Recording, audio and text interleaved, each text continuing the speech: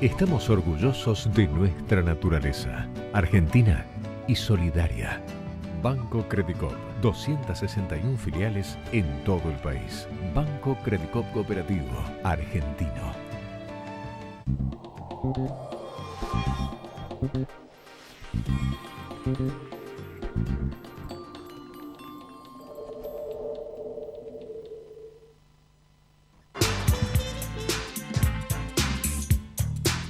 ¿Cómo les va? Bienvenidos a esta nueva edición de La Cultura del Trabajo. Y bueno, uno de los temas que durante esta semana va ganando la calle, en el medio de las PASO, las candidaturas, pero bueno, el gobierno pretende seguir avanzando sobre el derecho de los trabajadores organizados y vuelve a tomar cuerpo esta cuestión de la flexibilidad, famosa flexibilidad laboral. ¿Recuerda usted la flexibilidad laboral de los años 90? ¿Se acuerda índices de desocupación del 20, el 22, el 23? Bueno, un poco de esto vamos a hablar hoy, ¿no? Mi querido compañero. Buenas noches, bienvenidos una vez más. Y bueno, esta flexibilización laboral que se viene dando desde hace 18 meses con la votación de la modificación de la ley de ART, los convenios laborales que plantea el gobierno que quiere modificar, que según Mauricio Macri son arcaicos. Bueno, los convenios laborales nunca son arcaicos. Son arcaicos para los patrones. Pero es más, te voy a decir algo más. Durante estos últimos años se ha discutido más convenio que en 2 décadas anteriores. Me atrevo a decirte esto conociendo algunos elementos del Ministerio de Trabajo y del periodo de estos últimos 12 años. O sea, se han discutido modificaciones, yo te diría casi mensuales o semestrales o actualizaciones, todas mejoras para los trabajadores. O sea, que los convenios, lejos de ser arcaicos, son convenios y tienen una vida absolutamente una cuestión dinámica, digamos, una transformación. Esto tiene que ver con cómo las organizaciones pueden plantarse ante las patronales y poder conseguir mejoras, modificaciones, formas de organización del trabajo, mejoras en la productividad, no en la carga de trabajo, sí en la productividad. Y tenemos, la verdad, un compañero, un lujo, un compañero. Palabra autorizada en palabra autorizada es poco. ¿Cómo te va? ¿A quién invitaron? ¿A quién invitaron? Bien, gracias por la invitación. En realidad no quieren convenios colectivos. Ni convenios. Lo mejor sería no tener convenio colectivo de trabajo. Brasil lo está logrando en este momento, ¿no? Lamentablemente. ¿Sabes algo de lo que está pasando en Brasil? Está pasando eso. No sé si se concreta en la realidad, pero está ahí, vienen avanzando muy mal para los trabajadores, claro, ¿no? Y para los sindicatos. Pero lo que estaba pensando, tengo las estadísticas de lo que vos mencionaste. Durante la década del 90, hasta el 2003, digamos, que viene Néstor Kirchner, se habrían discutido un promedio de 200 convenios colectivos por año, como mucho. Ajá. Y más bien ahí quietito, sin mucho reajuste salarial. A partir del 2000 viene creciendo, se llega a 2000 convenios colectivos más o menos en el 2015. 10 veces más. O sea que, y en realidad se cree que el convenio colectivo nació de un repollo.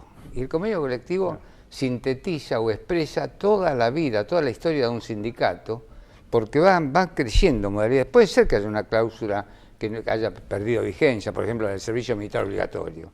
Pero ¿en qué condiciona las relaciones laborales entre las empresas y los trabajadores? En nada. Lo que quieren realmente es la flexibilización laboral. Es un poco la ley Banelco. Lo que está haciendo Brasil ahora, y la ley Banelco, en vez de lo que estaban promocionando, le daba mayor vigencia, para decirlo de alguna manera, al convenio menor frente al convenio mayor. En vez de que, de acuerdo a toda la historia nuestra, siempre prima el convenio mejor, ellos hacían primar el convenio menor. El convenio mejor sería el que más beneficia a los trabajadores. Mejor el que más beneficia a los trabajadores. La historia nuestra es convenio en general, ¿no? Convenio por rama de actividad. Después, si hay algún sector de esta actividad que está en mejor posición, por ejemplo, el metalúrgico o la siderurgia, se firma un convenio que supera al de rama de actividad, pero siempre hacia arriba. Claro. Y si después hay una sola empresa que está en buenas condiciones, la comisión interna.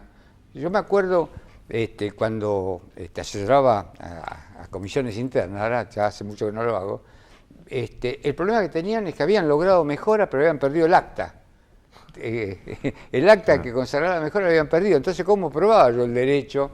Que ellos, por la costumbre, pero bueno, siempre fue una lucha progresiva. Y esto va creando, por supuesto, mejoras. A veces se discuten más, a veces se discuten menos las condiciones de trabajo, porque también, cuando la frazada es corta, en general el dirigente sindical privilegia el reajuste, no digo aumento, el reajuste salarial. Como condición de trabajo puede tener costo económico para las empresas, se desplaza esa discusión hacia el reajuste salario. Ahora, si los empresarios fueran más generosos, se podría discutir ambas cosas y van evolucionando simultáneamente, no solamente el salario, ¿no? Durante la década del 90 hubo como un movimiento en este sentido que vos estás explicando, Héctor. Muchos sindicatos fueron cambiando conquistas de convenio por metálico, o sea, por dinero. Sí. Y bueno, a eso se le llamó de alguna forma flexibilizar el convenio. Claro. Se iba cambiando por plata. Te modifico la jornada, te pago un poquito Con más. el tiempo te quedas sin la plata y sin la Te condición. quedas sin el pan y sin la torta, ¿verdad? Eso es una verdad histórica, ¿eh? Tal El cual. que se dio una condición general por un reajuste salarial, el reajuste salarial se lo come la inflación y la condición más favorable se perdió. Pero ahora tenemos una novedad.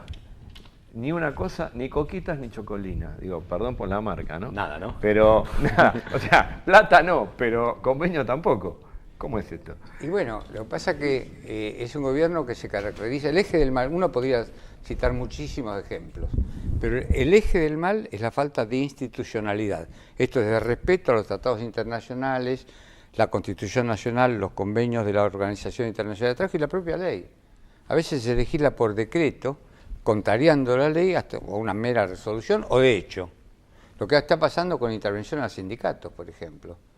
Eso es un tema. Hoy me consultaron, a mí me vinieron a ver, hará una semana, 10 días, los trabajadores del Ingenio Ledesma, en Jujuy, que habían convocado elecciones y participaban en 3 listas. Y corrían el riesgo de que les suspendieran la elección era el 6 de julio. Le digo, bueno, cuando me vinieron a ver creo que era el 4, le digo, bueno, recen para llegar al 6, el 5 le suspendieron la elección. Intervinieron sindicatos como el de vigilancia, como el de canillistas. El de canillistas es una barbaridad.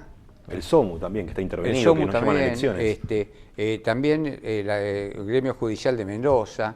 Hay más o menos 6 gremios, no recuerdo bien los otros, pero no es facultad del Ministerio de Trabajo intervenir. Lo prohíbe expresamente la ley, el artículo 56 de la ley 23.551. Parezco quiñelero, ¿no? Pero no sé. Lo prohíbe. Lo que tiene que hacer es pedirle a la justicia que intervenga por esta razón y probar las razones. Acá hubo, en el caso de Sibendia, el Canillitas, un juez penal, frente a una imputación de un delito que aparentemente se había cometido en el año 2013. Termina el mandato de esa comisión directiva, el delito que se le atribuye es, en una asamblea, registraron mal la entrada, aparentemente. Pero el secretario general no está en el registro de entrada, está en la cabecera, digamos. Pero además, suponiendo que fuera así, la Justicia de Trabajo recibió la impugnación, la Cámara Nacional de Operación de Trabajo, de la lista opositora, y dijo que el convenio, la elección era válida. Fuera a la Corte dijo que es válida. Eso es cosa juzgada judicial. No puede un juez de materia ajena, un juez penal con relación a la laboral, intervenir a un sindicato cuando la elección se declaró correcta. Pero es más, supongamos que no hubiera habido cosas juzgadas, aún en la hipótesis. Si la imputación es a una persona, aunque sea el secretario general, los estatutos disponen cómo se reemplaza al secretario general. Claro. Siempre hay un adjunto. Sí, lo que decía la propia asamblea de la comisión La directiva. intencionalidad Sí. es, quieren un mundo sin sindicatos, si es posible sin abogados laboralistas, y si es posible sin trabajadores, sino con mujeres y hombres explotados en el trabajo. Esto es A mí no así me cabe bien. duda, Héctor, que lo que buscan es esto. Pero la verdad que lo que se están cargando es la justicia de conjunto, ¿no? Sí, por eso digo, el eje del mal, bueno, pues vale para el grupúsculo de jueces y fiscales que tiene una clara posición contraria a lo que fueron los gobiernos del 2003 al 2015, de Néstor y Cristina. Y hay una persecución inaudita. Uno no lo puede creer. Cada día uno se levanta, lee los diarios y hay nuevos procesados y procesados y procesados. A todo el mundo procesan. Total, un procesamiento no se le niega a nadie. Incluso, a partir de esto de la institucionalidad, el peor ejemplo es Milagro Sala. Claro. Es el peor ejemplo. Entonces, a partir de eso, una presa política en democracia, ¿no?, es inadmisible, con la condena de los organismos internacionales, no es una cuestión doméstica. Y siguen insistiendo con o sea, a esta altura uno podría decir que si tenemos tantos sindicatos con intervenciones, tantos sindicatos con procesos de este tipo, esto está tipificando una conducta que es ya pasa de antisindical, digamos, ¿no? Es rayana en la violación del Estado de Derecho, ya. A esta altura se está violando el Estado de Derecho. Además no son inteligentes, lo quiero decir con toda claridad, no son inteligentes. Por ejemplo, el presidente de la Nación se quejó, un solo ejemplo que me parece que es válido, se quejó de que un convenio colectivo haya reducido la jornada de trabajo. Y él lo que reclama es mayor presencia de los trabajadores, que trabajen, si es posible, 12 horas por día, que trabajen los sábados y domingos. Criticó el convenio que reducía la jornada de trabajo porque él se queja de que hay muchos accidentes de trabajo, se queja de que hay mucho ausentismo y se queja de que no hay productividad. Noten este trío. Sí. Reténganlo mentalmente. Sí. ¿Qué resolvió? Como si todo tuviera un hilo conductor, ¿no? Como dice Cristina, todo tiene que ver con todo. ¿Qué resolvió la Organización Internacional de Trabajo después de un estudio científico sobre la industria? Que la limitación de la jornada, lo que hizo el convenio colectivo de trabajo, produce 3 circunstancias: aumento del presentismo, disminución de los accidentes de trabajo y aumento de la productividad. Claro. Seguramente los que nos están mirando en sus casas, los que trabajan, están bajo un convenio colectivo, bajo un sindicato que los ampara. ¿Qué significaría terminar con esto, con los sindicatos y con los convenios colectivos para estos trabajadores? Y sería muy fácil. Por ahí habría que bajarlo, ¿no? Para que se entienda. El señor García, empleado de comercio, discute de igual a igual con el señor Alfredo Coto sus condiciones de trabajo, en igualdad. Claro. Son 2 personas, son iguales. Claro, son iguales. Desaparece la defensa colectiva. Para los sindicatos, la mejor herramienta en la defensa de los derechos e intereses de los trabajadores es el convenio colectivo de trabajo. Si minan el convenio colectivo de trabajo, minan la huelga, el derecho a huelga, que es una forma de defender el convenio y las condiciones y los salarios, y la verdad, están minando la fuerza sindical. Y ya de hecho, la flexibilización se ha dado de hecho, de facto, con lo que le pasa a las pymes, con el tarifazo, con la apertura de importaciones, la pérdida de empleo, la pérdida de capacidad de consumo que tiene el salario, perdió poder adquisitivo. Todo eso hace que el mercado interno enflaquezca y esto debilita, porque esto también le da temor al trabajador. Obviamente, como decía Cristina en el acto de Arsenal, no puede organizar su vida. Si vos no sabés si vas a llegar con tu salario a fin de mes, ¿cómo organizas tu vida? Si no sabés si vas a tener un laburo. Sí, pero a las pymes. Vos sabés que se hace un culto de cualquier cosa. Por ejemplo, cuando se hablaba, recuerdo en los 90, de flexibilidad laboral, y ahora se está hablando de lo mismo, era la idea de que al haber flexibilidad iba a haber más puestos de trabajo, iban a tener carácter rotativo, iba a haber oportunidades de ir mudando de trabajo e ir mejorando y escalando, progresando socialmente, digamos, ¿no? Había movilidad social, flexibilidad laboral significaba movilidad social ascendente. Esto era la idea. De tu trabajo, sí, claro, te lo vendían como esto eso. Era la idea que se pretendía vender. Sí, y es cuanto más trabajo en negro tuvimos, cuanto más desocupación tuvimos. Y más pobreza. Y más pobreza tuvimos. Digamos, cuando imperó esta idea de que la libertad es libre, digamos, ¿no? O sea, la fuerza de trabajo es una mercancía en un mercado de competencia perfecta. En los 90 eso fue bastante perverso, pero fue la rotación en distintos puestos de trabajo. Es decir, la gente perdía y buscaba otro. Y entonces lo que estaba perdiendo era la identidad. Dejaba de ser un telefónico. Porque trabajaba 3 meses de telefónico, periodo de prueba, después iba a trabajar en el comercio, después iba en la industria metalúrgica. No tenía la camiseta, la identidad que hacía el agrupamiento colectivo. O como se dice, la mano de obra especializada también. También, pero digamos la consecuencia es que debilitaba la fuerza sindical eso, porque no había identidad con el gremio. Ahora se recuperó, ahora el orgullo de ser bancario, de ser telefónico. Tienen los compañeros, tienen la camiseta puesta porque además los defienden. los dirigentes sindicales. Esto puede tener alguna excepción, pero en términos generales es así. Bueno, vos sabés que estas ideas, si fueran solamente ideas, serían malas. Pero el problema es que se están plasmando y están generando una relación de fuerza cada vez más desfavorable para las organizaciones gremiales. O sea, si esto fuera una idea alocada de un funcionario, pero esto aterriza concretamente en las discusiones con las empresas privadas de manera muy, muy perjudicial. O sea, Seguro. se nota. Se agrandan. Se agrandan. Se agrandan, sí. Dicen, amenazan con el Ministerio de ¿Cómo Trabajo. no se van a agrandar si la experiencia más clara fue la última reunión del Consejo de Salario Mínimo Vital y Móvil? Nos hicieron un 2-1. Totalmente. Era el Ministerio de Trabajo jugando con las cámaras empresarias. La diferencia era mínima.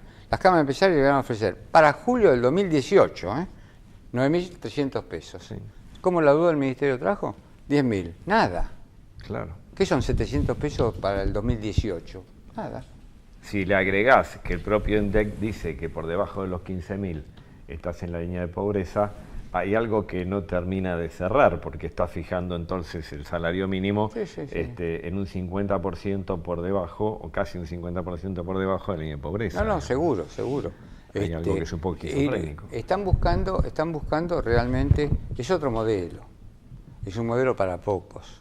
Yo afirmaba a principios del 2016 que era un gobierno para ricos, entonces dije, es muy retórico esto, ¿cómo fundamentamos estas? Entonces me reuní con los asesores y vimos cómo se distribuía la riqueza de la nación. En números redondos y a noviembre del año pasado. A los sectores altos le asignaron el gobierno 290.000 millones de pesos. A los bajos 35.000. Hay que tener Hay una desproporción enorme. Claro. Que digamos que el 80 o 85% de la población haya tenido 35 y el 10 o el 15% restante 290, eso demuestra una desigualdad enorme, una desigualdad que se ve en el punto de partida. Pero entonces, ¿cuál es el plan, Héctor? Si es que acá últimamente se jugó con la idea de que el plan es justamente que no haya plan. Digamos. Y yo creo de la pesada herencia, y yo creo, no, en realidad yo creo que hay un plan, que es un plan excluyente. Sí. El punto es que entonces es un país para pocos. Es un país pero para muy pocos, digamos. Muy poco, sí. Un poder adquisitivo de medio millón de personas, digamos. Sí. Un porcentaje muy chico. Y es, digamos, es la intención del gobierno en muchos aspectos de fidelizar a su propia tropa. Entonces, todo está canalizado, los recursos a esa. Digamos que pueda llegar exagerando entre los confusos, los beneficiados, etcétera, a un 25, un 30% de la población. Como mucho, exagerando. Sí. Pero que se van a manejar con eso. ¿Sabes qué entiendo, Héctor? Que dentro de ese 25% estamos hablando por lo menos de 12, 13, 14 millones. Sí, contando a la familia y todo. Contando a la familia y todo. Bueno, tienen síndrome de Estocolmo, Sí. Porque yo decía, terminan votando por sus verdugos, digamos. Ya hace un tiempo decía que ya se había constituido, se había sancionado la ley del arrepentido. Del arrepentido había votado a Macri. Y esto me parece que después sancionamos en serio la ley del arrepentido, que tiene otra figura, otro nombre ahora. Pero hay muchos ejemplos que demuestran realmente lo que está sucediendo. Y cuando digo, hay ejemplos tremendos de ilegalidad. Nosotros cuando discutimos el blanqueo, yo propuse personalmente que se excluyera de la posibilidad de blanquear a los contratistas de obra pública, porque ahí está el germen de la corrupción. ¿Por qué decís eso? Porque el que coimea es el contratista de obra pública. Después está el funcionario corrupto que se deja coimear. Pero si vos cortás la vía de acceso a la coima, y por lo menos parás bastante. Claro. Y se negaron a excluirlo. Mirá. A excluirlo del blanqueo. Pero hay otra cosa más grave, hablando de la institucionalidad. La ley de blanqueo, en el artículo 83, excluyó a los progenitores e hijos emancipados de la posibilidad de blanquear.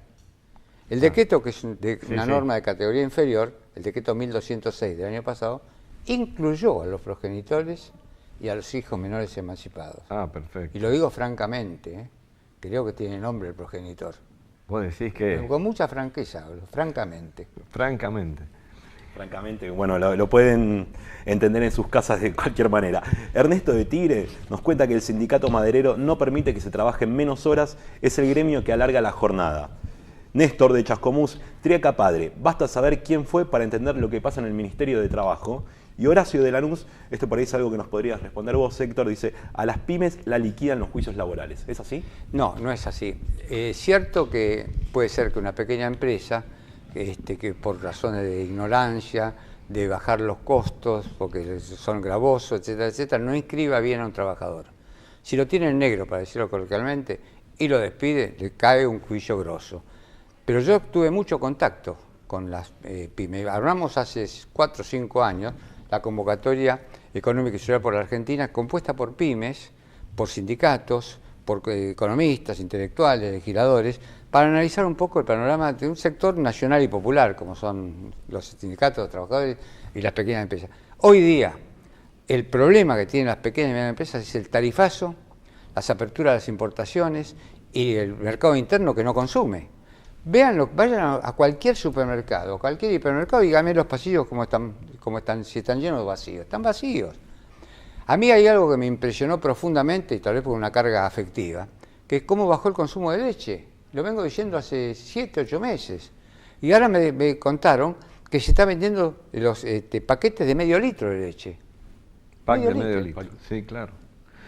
No quiero promocionar a la empresa, pero te conozco el nombre de la empresa que lo está haciendo. ¿Por qué? Porque no hay poder adquisitivo. Ahora que nuestros pibes y pibas consuman menos leche, también menos pan y menos carne, pero que consuman menos leche es profundizar la desigualdad en el punto de partida, porque los chicos y chicas mal o subalimentados no pueden competir en la lucha por la vida con los otros que están bien alimentados. Eso tiene que ver con la igualdad. Se ha analizado el coeficiente Gini que mide la igualdad o la desigualdad. Cuanto más cerca de 0, mayor igualdad, de 1 a 0. En nuestro país viene descendiendo. Este último tiempo descendió, no me acuerdo exactamente los números, de 4,7 a 4,2, por ejemplo, a 0,47, a 0,42. Es decir, eso profundiza la desigualdad. Y la verdad, ¿qué estamos haciendo, no? Sí, Claudio, a la moda de los sachets de medio litro se sumó la cadena de supermercados La Anónima de Miguel Brown y Marcos Peña, que vende huesos de pollo pelado. Claro. Huesos de pollo pelado. Te venden la bandejita con huesos de pollo pelado. Es un buen caldito. Sí. Ahora. Sí, Caldo Gardel. Carlos Gardel, ahora. Anda a cantarle Gardel, la cosa, porque la verdad, dicen que se equivocaron. Pero qué error, ¿no? Nunca se equivocan para el lado de los trabajadores. Ahora, siempre se equivocan al revés. Claro, ahora, esto que está tan claro, digamos, debería estar muy claro para octubre, ¿no? O sea, esta cuestión, esto que media entre la realidad y lo que pasa en la cabeza de nuestros compañeros, digamos.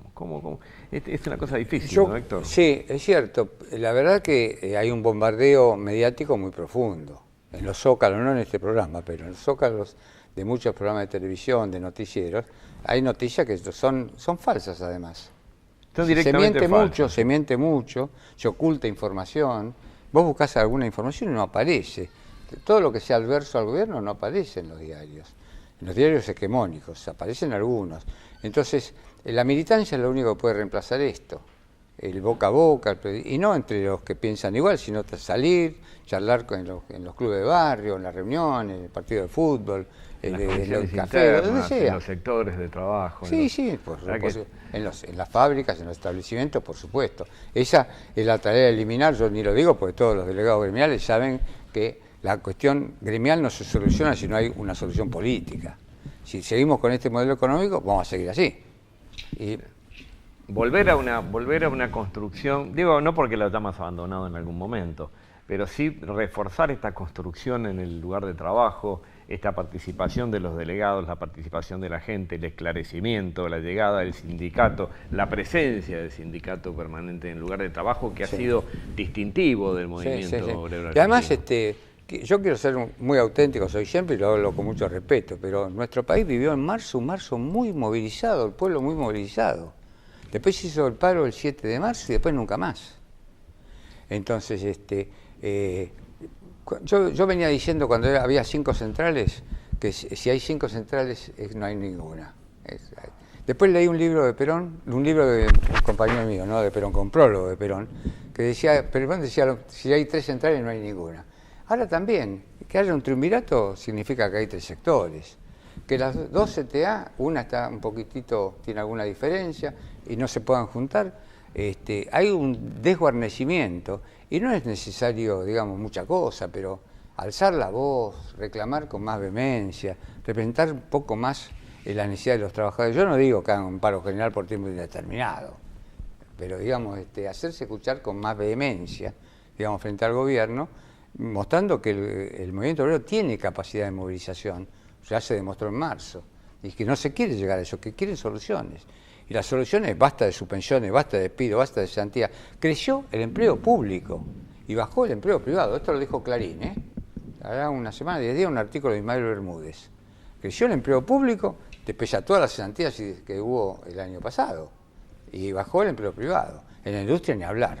Hay sectores de la industria que están en la lona.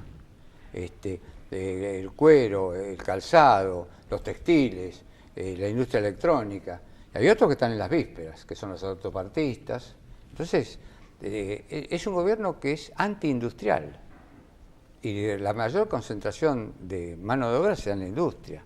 No se da en la actividad financiera, con las LEVAX, no se da en la explotación de la tierra. Ahí hay menos trabajadores. Y hay muchos trabajadores negros y sobreexplotación. El otro día escuchaba a un funcionario que decía, no, es bueno que los chicos en el campo trabajen.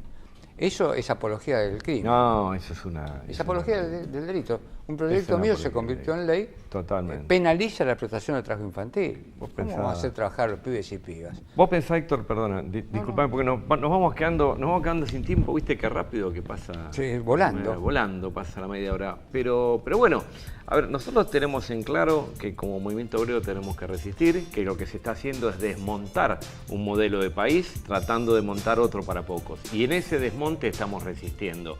Sí. Compañeros como vos, legisladores como vos, abogados laboralistas como vos, son lo que hace falta para que este esfuerzo de todos corone superestructuralmente en beneficio de todo el mundo. Sí, pero yo tengo muchísima confianza en el pueblo argentino, que es muy tolerante, muy paciente, pero el 22 de octubre va a poner un límite a esto. Bien, nos estamos yendo. Bueno, nos vemos en la próxima de La Cultura del Trabajo. Muchas gracias, hasta el próximo martes.